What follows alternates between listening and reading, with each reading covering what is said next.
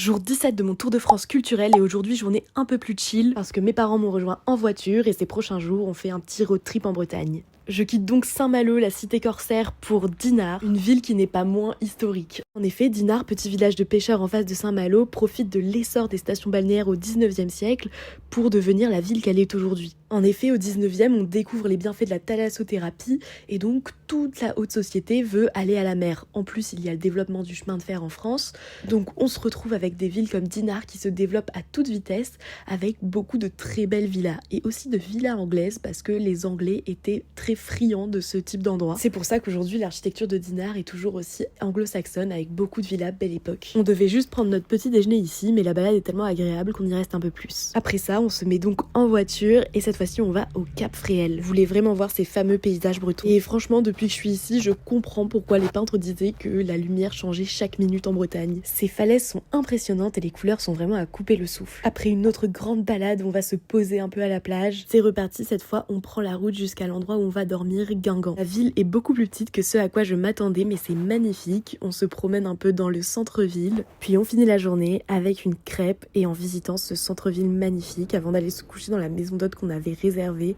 qui est construite à moitié sur les remparts de la ville, donc c'est vraiment impressionnant. À demain!